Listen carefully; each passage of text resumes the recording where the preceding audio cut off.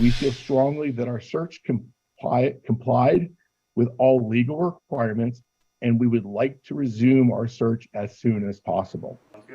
Tension between members of Florida Atlantic University's Board of Trustees while the school continues to search for a new president. Board members went back and forth during a virtual meeting, disagreeing over how some have responded to the controversial suspension of the search process. Jade Jarvis is live in Palm Beach County with what those trustees and donors are saying tonight. Jade? Well, Tiffany, yesterday's Board of Trustees meeting was the first since that search for president was halted, and it showed that not all board members are on the same page.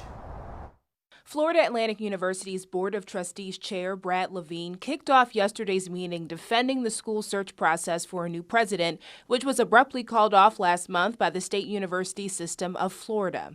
State officials citing so-called anomalies in the process, including claims that one of the candidates was asked in the selection process about their sexual orientation, gender, and preferred pronouns, and accusing members of the search committee of using a straw poll to rank preferred candidates. Levine said during yesterday's meeting that FAU Board of Trustees Vice Chair Barbara Feingold proposed the plan to rank candidates and that he and a representative from the state university system's Board of Governors agreed with that plan. The chancellor's letter questioned whether the use of the preference survey violated the provision of the law governing presidential searches. However, we received the opinion of one of the foremost constitutional lawyers that the committee's use of the survey's preference did not violate the law.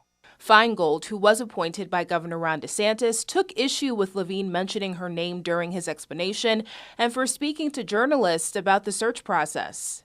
You might be painting a certain picture, but it's not an accurate and true picture. And I resent that. And there are other people in the community, in the state, involved with the state, local people, elected officials, and people on this board. They're not happy with you not presenting the truth. Feingold also said that she did not vote for any of the three finalists in contention for the job. But despite her comments, several other trustees rallied behind Levine and donors pushed for the search and selection process to continue.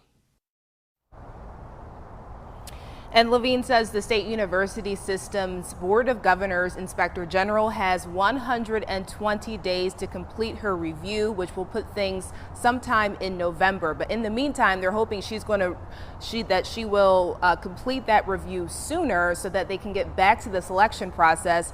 And the three finalists that they have so far not removed themselves from that process.